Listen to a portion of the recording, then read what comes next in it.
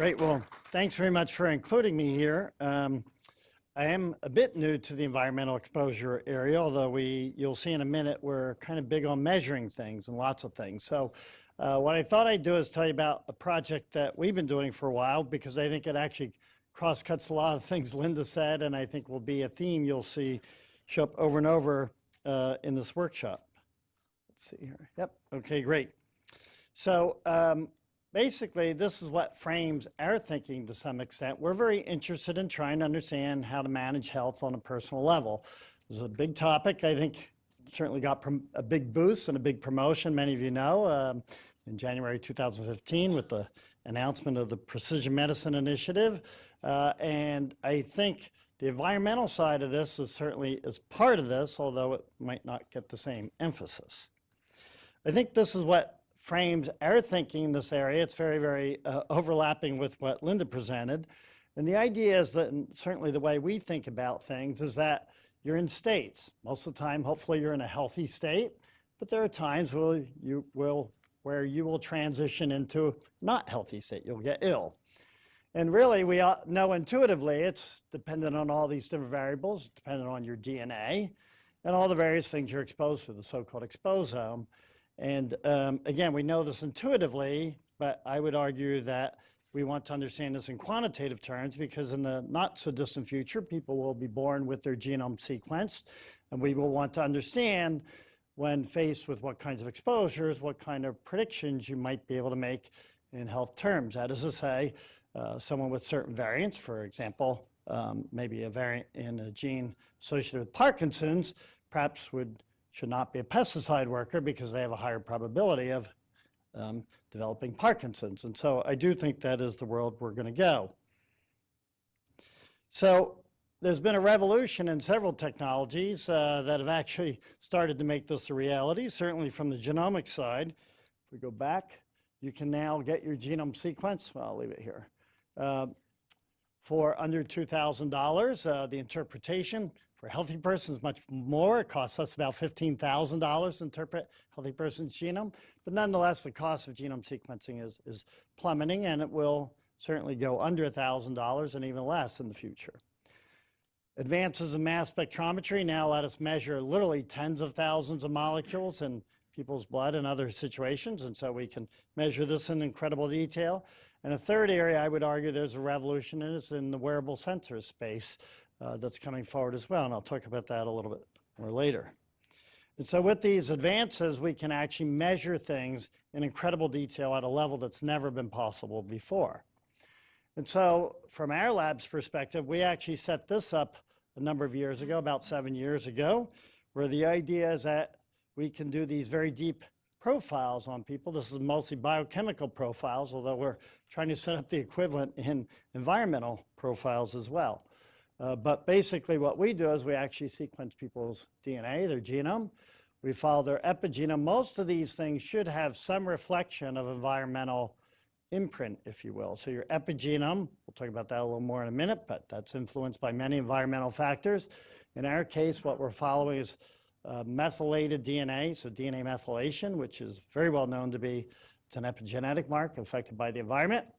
We actually, I should say, measure most of these out of blood, but some of it's out of urine. So we follow the epigenome, all the RNA transcriptome out of your peripheral blood monocyte cells. These are immune cells, which are very responsive to the environment. We follow the proteome out of those same cells and out of your plasma. We use, for the aficionados, TMT mass spectrometry, which lets us follow about 6,500 molecules, which is about 2/3, we think, of the proteins in your blood. But it does miss some important molecules. So we have high throughput assays for cytokines. We've been optimizing, as of other groups, methods for following as many metabolites and lipids as possible. So we follow about 20,000 of these in plasma. I should say 20,000 mass spectrometry peaks in plasma and urine, of which we know roughly what about 1,500 of those are. So we don't even know how big the human metabolome is, or I would argue the human exposome at a small molecule level. So that's something that's not understood. We won't get into this, but we also have arrays that actually let us follow your antibody exposure to all your, well, in this case, your reactivity to all your human proteins, but we have viral chips that have the whole human virus down. Well, we don't have Zika yet. We better put that down. But we can follow people's reactivity to their viral exposures. And then we also follow 5 different microbiomes, and I'll talk a little bit later, but we actually, well, we do standard medical tests, stress questionnaires, and environmental sensors, or various sensors, physiological sensors we're now doing as well. So we've been, as I say, set this up roughly about 7 years ago. Why are we doing all this? Well, really the goal was to try and understand what it means to be healthy. What is a baseline healthy state in incredible detail, and how does that change over time? So, and how does it change also when you go through various stress periods, such as viral infection or other sorts of things? We do want to understand how different Omes relate to one another. We know intuitively your microbiome relates to your exposed home, certainly your food Ome, if that's a word, and then also your metabolome. We know all these things are related, and if you think about it, intuitively, we should, understanding all the inputs into a system, you should be able to calculate the outputs in terms of Omes and in terms of health states in some probabilistic fashion, and I would argue that that's where this whole field will go. We like to understand how some responses are general and other responses are personal. If I threw a virus on this room, probably not everyone would get sick. Maybe a lot would get sick. Depends what virus and how much I threw. But basically, there'd be a lot of common responses. That is certainly inflammation responses and other things would go up, but there'd be a lot of personal responses, and we want to understand both of those. And then lastly, as we do these deep profiles, and this is the ultimate goal, I would argue, probably of all of us, it's really to try and understand, find things that will affect the health of a person and use that to help manage their health. So this is really why we're doing a project like this, and I think the environment side of this is as big, if not bigger, than the genetic side of the equation. It's a nice marriage of what Linda was saying. So many of you may know this. We actually started this on me about 6.5 years ago. We've been profiling me incredibly deeply for a little over 6.5 years. I've been through 10 viral infections, Lyme disease, a big bike accident this past summer. Trying to get back, there we go. And so the general nature of this is we do many, many measurements during one of these perturbation periods, and then roughly every 2 to 3 months when healthy. So roughly 2 to 3 months, we've taken over 200 samples from me. I've been doing some food studies here for the last 2 years. This ends about 1.5 years ago, but we're still profiling. And so we have lots and lots of measurements through these interesting times. Okay, these are all common colds. I should point out these are purple is rhinovirus, this is respiratory syncytial virus, adenovirus, all very common colds. So again, we do these deep profiles, many, many samples through these perturbations, and then every 2 to 3 months when healthy, interesting times like before and after Malaysia, things like that. All right, many of you may know this, so I'm going to go through this quickly, but it does set the paradigm for where I think the field will go.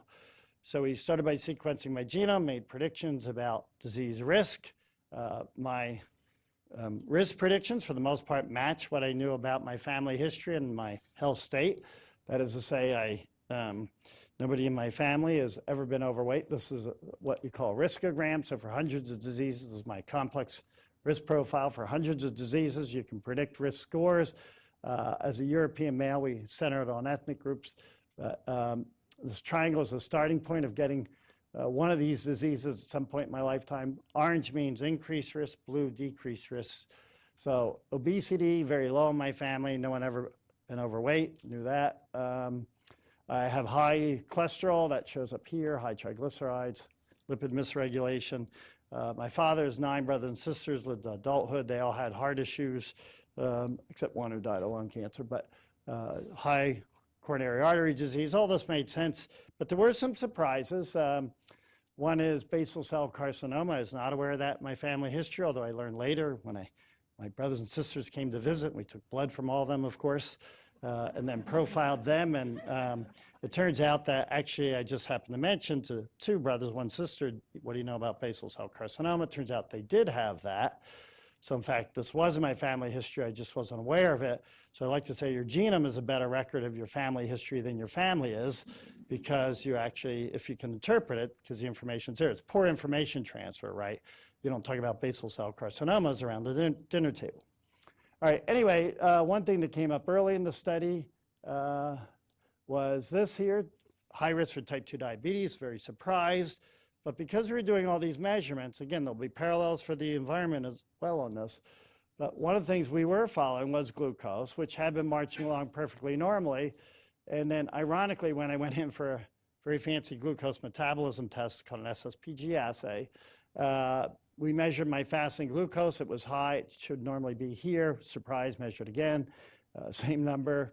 And then measured a week later, even higher. And it's arbitrary, but diabetics called 6.5 for your hemoglobin A1C. This is glycosylated hemoglobin. Came out at 6.4. It's right on the edge. Didn't know much about type 2 diabetes. Went to a general practitioner, measured again, higher, 6.7, classified as diabetic. So that was April 11th, 2011. I know that because up until then I had the world's worst diet, lots of sweets and things like that, lemonade, whatever, cut it all out. And this is not rapid. That's about 8 months. I gradually brought it under control by actually cutting out sugars. I doubled my biking, started running, and got it down to baseline. So this made a big splash of time because first time someone used their genome to predict risk for a disease and got the disease. And in my case, it was manageable. It's also very interesting because of when it occurred right after this respiratory syncytial virus infection. And so the hypothesis is that I'm genetically predisposed for type 2 diabetes. And then in conjunction with this viral infection, that's what triggered the disease. So genes plus environment actually probably playing out on itself. Okay. Now, some people say, well, Mike, you don't know, it might have gone away on its own. So we accidentally did the right control because we scaled, as you'll see in a minute, to 100 people. And we're doing deep profiles, you'll see in a minute. And actually, as we were collecting all this data, it's a big project. We, in fact, weren't looking at the data as it came in. So the data was coming in blindly. And I'd stopped running somewhere around here. Right around here, somebody looked at the data. This is my glucose. That's the spike you saw before. Here's hemoglobin A1C. And someone looked at it here and said, Mike, you realize your hemoglobin A1C is 7.0 again. I said, no, I had no idea. Sampled me a few times, started running. Brought it down to 5.7, but these days it hovers between 6.1 and 6.4. So I'm right on the verge of being diabetic again. And I can tell you when I had Lyme disease, it went up to 6.5. So these viral infections do have a strong metabolic effect. And so the odds are I'll go metformin. I'm trying dietary things right now. All right, so anyway, again, there's no question then I have a metabolic problem that I can't easily control.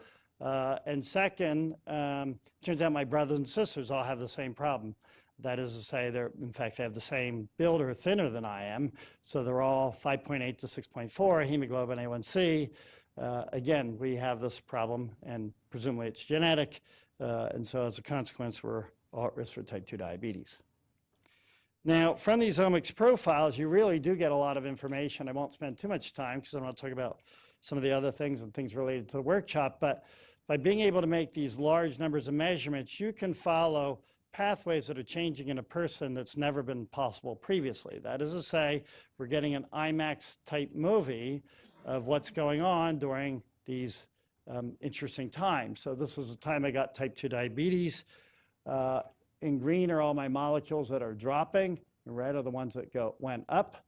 And my insulin biosynthetic pathway was on the top pathway, so it went down. It's interesting, after some of the nastier viral infections, you get these spikes of activity 2 to 4 weeks later. I haven't seen them described anywhere. It showed up here, it showed up after the adenovirus infections. And again, we'll see some very interesting and very relevant biological pathways change.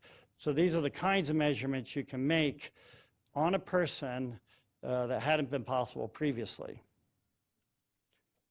So we're now actually adding other kinds of measurements as well. We've been doing my epigenome, which is incredibly fascinating. And you probably know your DNA methylome changes with age. That was shown by Steve Horvath and others. And in fact, it works very well. My DNA methylome is spot on for what's predicted from their study. Naturally, I wanted it to be 25 years younger, but that wasn't the case.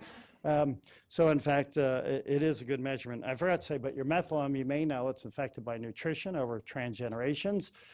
It's affected by lifestyle, so exercise affects your methylation pattern. One of my favorite studies is one out of Sweden, where they had 23 people biking with one leg and not the other for 3 months, 4 times a week, 45 minutes a day. And basically the 4,000 methylation sites changed in the biking leg relative to the unbiking leg. And also 2,000 genes change in their expression. And methylation directly affects your DNA and gene expression. Now, the whole link of how that relates to, healthiness and things is not understood, but it's a very fascinating study. It shows, again, lifestyle can have a direct impact on your DNA. It's not hard, alkylating agents is another obvious thing from the environment. They'll have this effect as well. So we measured this on me and at 29 of my time points, very fascinating. All kinds of interesting patterns. And I can tell you that those patterns change most for methylation at times of chronic disease, whereas infections, actually your transcriptome will change more. So these different measurements are measuring different sorts of things, although methylation, if you think about it, that's a pretty serious change on your DNA that actually persists for a reasonable period, and so it's not unreasonable to think it would be a measure of chronic disease. I can tell you just from interpreting my methylome, this is another kind of thing you can do with methylation data. You can see what risks you might have based on methylation patterns. And basically, again, this would be very relevant from the environmental sensing standpoint. But I have a number of loci like this, where here's a very interesting medically important gene. One of my alleles, my father's alleles, knocked out by genetics, and my mother's alleles methylated, which shuts off the gene activity. And we can tell that because we can measure the RNA output from this gene. And sure enough, this gene has only 3 copies of RNA made, whereas 44 from the good allele, where 44 copies of RNA are made from the bad allele. So to point out this is that you can have your genes inactivated by different mechanisms. Again, it's not hard to envision how the environment would impact this sort of thing. Microbiome, you've heard addressed already, very fascinating topic. It's arguable whether we have as many cells as human cells or whether it's 10 times more, but there's a heck of a lot of microbes living in and on us. Very essential for our health. It's essential for digesting your food. Makes big, complicated vitamins, B12. If you ever see the molecular structure of this thing, it's quite elaborate, and your microbiome is responsible for making it. And these days, the microbiome is implicated in every source of disease you can imagine. What's direct and what's indirect isn't always so clear, but nonetheless, these cases, I think the evidence is pretty strong for inflammatory bowel disease, diabetes, obesity, that's heart attacks, have all been strongly in autism. I would argue the evidence is quite strong for the relationship between the microbiome and these diseases. So we have measured naturally this on me and now many others. Just to get started, we actually chose one very interesting time point. It's one I want to throw out to this group because I think it's fascinating. So there was a time I had a rhinovirus, at least initially, and then 9 days later got a second fever, not shown here. That's not so uncommon. Start out with a viral infection, got a secondary infection later. Then when we started the microbiome work, I wanted to see if we could figure out this mystery disease. So we were taking nasal, gut, and other samples as well. So we started by looking at my nasal samples. We did both something called 16S and shotgun sequencing, so we can see all my microbes in my nose and in my gut. And actually, we did my urine and tongue. And what else? We did my urine, tongue, skin as well. So the bottom line out of all this, you see hundreds of microbes. This is my nasal microbiome. But basically, one correlated perfectly with when I was sick. So here I'm healthy. Here's the mystery infection 2 days later, 2.5 days later, healthy. And one microbe correlated perfectly with when I got sick. It was Streptococcus pneumonia. So the odds are this mystery infection was a strep infection. And this is the world's most expensive way to figure this out. Nonetheless, I actually think this is an interesting lesson because if you think about it, these assays are now fairly cheap, not so cheap when we did it. But we never bother to figure out, right, when you get sick, everybody says, well, it's the flu. And if it goes away, say, all right, well, simple, went away. If it doesn't go away, then you test, and it turns out to be mono or something, you've infected 50 other people. So if you think about it, what we should be doing is every time somebody gets sick, taking a swab and assaying it with the inexpensive assay. So if it is something not so good. You might actually quarantine them earlier before they hit the rest of the population. Okay. One interesting thing out of this whole study was this, that was my, let's go back. That was my nasal microbiome here. So nasal microbiome, this is my stool microbiome. It's shown differently, but basically here's healthy when I was sick. 2 days later, 2.5 days healthy. And basically this looks pretty similar to this, but your microbiome, even your gut microbiome will shift with a viral infection. So the point out of all this is these are systems-wide effects we think that occur when someone gets unhealthy, and I think this is worth pursuing. So we're now doing to what we're doing to me, we're doing to 100 other people. We're following them in incredible detail. This will relate to the privacy part. We sample them every 3 months when they're healthy, and then if something adverse happens, a viral infection, stress, we had 6 people go through colonoscopies. We do much more detailed measurements. We have a lot of dietary perturbation studies going on now, which are quite fascinating. And then we take many, many more measurements. So importantly for this study is we're actually trying to make all our data open access without PHI, meaning names and other information. And the reason for this is I don't think you can keep anything perfectly secure. And I think this is an issue. So from a research standpoint, I would argue to try and make the data as open as possible. Now we can talk about from a clinical standpoint how to protect that. I don't think it's a personal right to decide whether you want to make it open or not. But I would argue from a research standpoint, you're a lot better off making it open because even though people put things in dbGap's like putting it behind a firewall. It's a pain in the butt. For those of you who've ever done this, it's really not that easy to get the data in and out. You have to renew it every year. So I would argue for a research side, we should be making these data as open as possible. And our group has agreed to do so. There's only 1 or 2 exceptions. And this is where we are. We now have about 1,500 different sample time points that are completely open. Yep. A real quick question on the, we go back to the gut.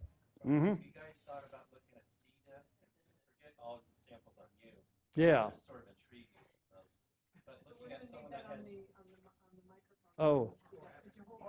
Okay, so the question Yeah, is, I can repeat it. really Have I looked looking at C. diff? At C. diff and then seeing that gut bacteria change when you have a fecal transfer. Yeah, so other groups are doing that. I have not had a fecal transfer yet, but I have been through antibiotics, and we do, fortuitously, we actually happen to be, turned out when I got Lyme disease, we went through antibiotics. So we actually have collected time points through that, although obviously I haven't had such a big problem I needed a fecal transplant. So that is a very interesting thing to study, absolutely, these C. diff changes. Okay. I'll just glance through this quickly, but by going through people's genomes, we've gone through 48 genomes, like we've gone through my genomes, and 8 of them have information they should know about. Okay, I forgot to say that 65 of the folks we're studying are pre-diabetic, have a new interest in type 2 diabetes, but only 1 of them is diabetically relevant in the sense that we do have 1 individual who has a particular mutation called a Modi mutation. I won't have time to get into this, but I do think that this is the kind of information people will have, and in some cases they'll keep it in their back pocket till it's relevant. That's a good example is from this one here. This individual, actually, we sequenced her genome, and then he came to us and said, right after we sequenced, he said, Mike, my father had a heart attack, and he discovered, he knew his uncle had died, but died in his 50s of a heart attack, and another close family member died of a heart attack as well. So he basically said, can you look in the genome and see what we might see? And so we did. And what we found is he had a mutation in this gene, which puts him at high risk for dilated cardiomyopathy. And so what that meant was, A, we found the culprit, B, he's got it, C, a lot of our folks are doing stress echoes, which is where you put a little stress on your heart by exercise and you measure heart rate, and sure enough, he has an aberrant stress echo. He's now on a drug as a consequence of this. So I think that's another factor of the future. Some of this information will sit there in your pocket until you need it, and then people will go back and reference it. Now, you have to have it in an accessible form. We can talk about that later too. A lot of our folks are doing a weight gain, weight loss perturbation, amongst other dietary sorts of things. So still amazed you can do this. These are pre-diabetics who eat an extra 1,000 calories a day for 30 days, gain weight. We sample them at the beginning after they gain weight, and then they lose weight for 60 days, come back to baseline, and we sample them again, and they're part of our study, so we follow them out. About half of them are something called insulin resistant, which is like a precursor for type 2 diabetes. Most of these folks will get type 2 diabetes in their lifetime, and 11 are body mass matched for healthy folks. And so we profiled them through these periods, and these are the kinds of changes you see. We've done the same thing for the viral infections. I don't have all the data pulled together. I know that's probably more relevant for this group, although you can think about this as a food perturbation study. But you can then follow the pathways that change. This is, or in this case, this is even at baseline, I should say. So even at baseline, we can tell this group from that group. We'll see with RNA, doesn't matter which ohm we use. They're elevated, insulin resistance elevated for this, sensitive folks for that. Same is true for metabolites. We can find metabolites that are very correlated with the insulin resistant group relative to the healthies. And some of these are quite interesting. This is one that's known to show up in diabetics, but it actually comes from the microbiome. And so this is elevated in an insulin resistant relative to healthy folk. As people go through these changes, we do see responses in incredible detail.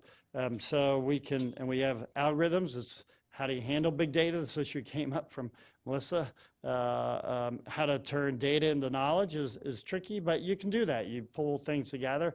You don't want to be biased. You want to do it in a very systematic fashion. And we can pull out the molecular pathways that change as people go through any of these perturbations. In this case, these are molecules that are low, get high when they gain weight, go back to low. These are molecules that are high, go low, come back to high. And you can systematically pull out, identify those molecules, identify the pathways. And sure enough, the pathway, one of the top pathways that changes when people gain weight is the inflammation response. Turns out they turn that on. We see this at the RNA, we see it at the protein, we see it from cytokines as well. So people's inflammation response will change dramatically when they gain weight. It also turns out hypertrophic cardiomyopathy changes. So you've heard about gaining weight with heart attacks. Well, here's a biochemical explanation for that. There's a set of genes that goes up when you gain weight, goes down when you lose weight. They're associated with aberrant heart function. I will say at baseline, this is very, very relevant for this group. At baseline, everybody's profile is different, even though they're healthy. So this is just looking at, we follow 63 cytokines and growth factors. Every color is a different person. These are the different factors. High levels is out here, low levels in there. And the blue person has lots of IL-7. The light brown person has lots of IP-10, and so on and so forth. Everybody has a different profile. Why is this significant? These are your cytokines. These are immune modulators, and they're at different levels. Probably a lot of this is epigenetic. We think so. Some of it's genetic. But they're different baseline levels, and that probably would explain, if I were to throw a virus on this room, why some people would get sick and others would not, because you're set for different, we're all tuned for handling viruses differently. This is your antibody response. Same is true for your microbiome. You may know we all have personal microbiomes. This was discovered by Human Microbiome Project and others. With long-term habits, you can shift your microbiome.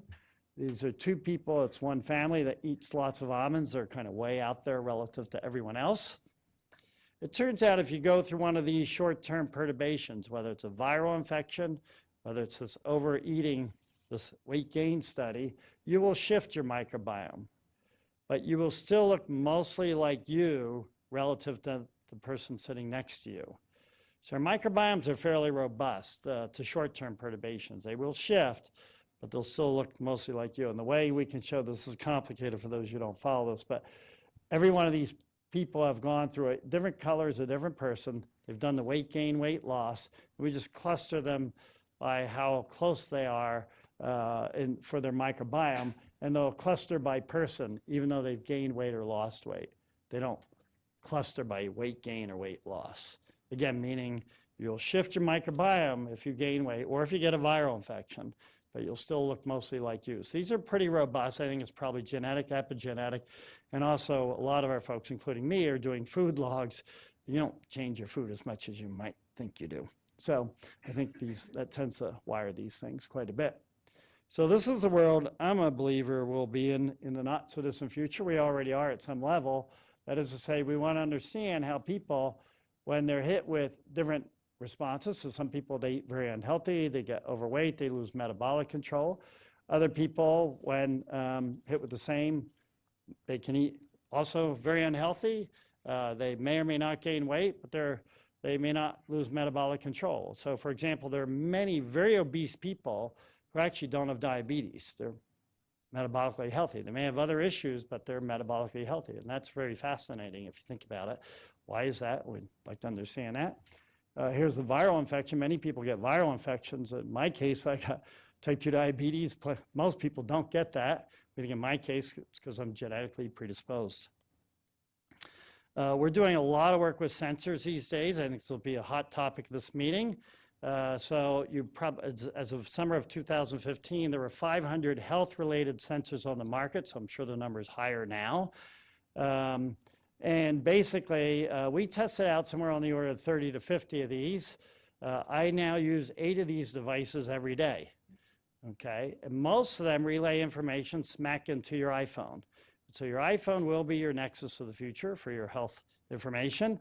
And some of this, right now it's clunky because we have to draw this in from other sources, but it's not hard, and we're working on this to be able to integrate all the information so it can, you know, if you don't want to follow it at Mike Snyder level, you can certainly just get red, orange, green lights to say whether this is, watch out for this, you know, here's something you really better watch out, or everything is looking good so far.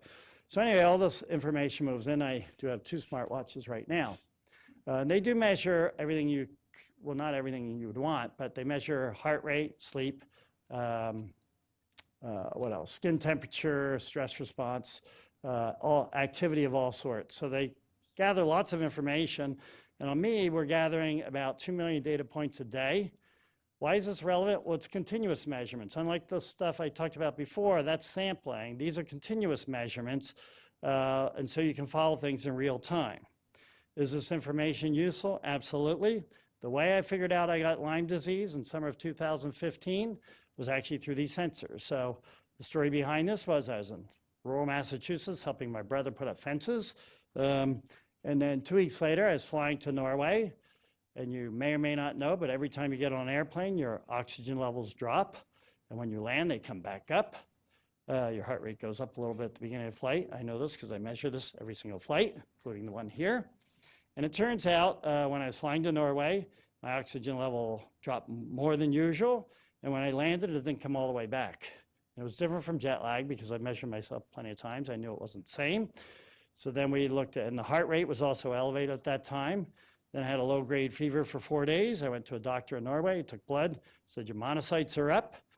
I think, and I warned him it might be Lyme disease. And he said, well, it could be Lyme, could be bacterial.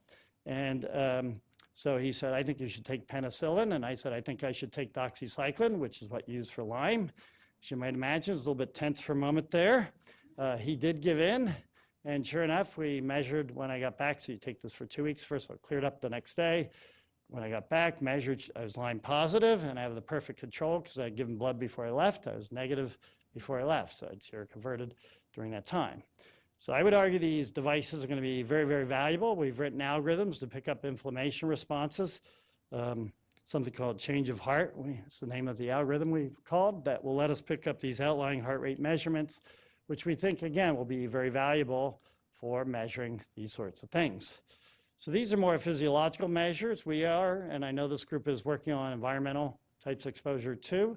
We need to do for the environment what we're doing for the biochemistry in the blood. Think about it, right? We're measuring literally billions of things in my blood, but we want to be measuring billions of things in the environment, and the two together will give a very complete package, I would argue. All right, so this is Mike Snyder's future. I don't know if it's everyone, but I envision a world where people are born with their genome sequence. We will have many more measurements in our blood than we're currently doing. We will have lots of these sensors collecting information, and with this, we will better manage health. And since I have a few more minutes here, but I know we're behind, so maybe I'll just say, I do think genome sequencing is here. It's going to be an important part of the equation, not the main emphasis of the workshop, but I think it does cross-cut with what Linda was talking about. I do think these multi-omics profiles are incredibly valuable because they give you a level of information that goes well beyond the DNA, and they are at some level doing environmental sensing. What's most important, and I think going to be very, very critical for our thinking in this workshop, is this longitudinal aspect. If you think about it, at the end of the day for health, you're trying to find people's deviation from their baseline health state, not deviation from everyone else's average health state. That's a very hard measurement, hard to interpret. Imagine you go to a doctor and your heart rate's up at 87. Well, what do you do with that? You wouldn't know. If every other time you've been there and it's down at 50, unless there's something exciting going on right at that moment, he would wonder. Of course, I would argue in the future, the doctor will read your smartwatch heart rate for the past 6 months and have a much better interpretation anyway.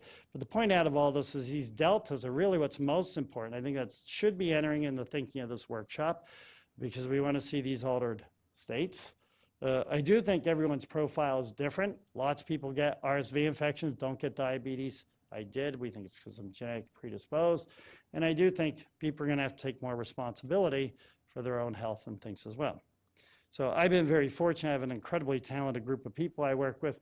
My clinical collaborators, Tracy McLaughlin. A lot of the microbiome work is with George Weinstock. Leading the project now is Wen Yu Shao, Brian Pining, Kevin Contrapon-Tages, and a great wearables group of Shao, Jesse, and Dennis have been leading that side. And we are funded by the Human Microbiome Project as well. So I think I've left time for some questions. I'm not sure how you want to organize this. What I'm So. going to suggest, just in the interest of time, so all the speakers have enough time, that we will stop for questions. Okay, at the very end? Right before our break. Great. All right. Sounds good. Oh, yeah. Here's a shameless plug for a book I have coming out. So, all right.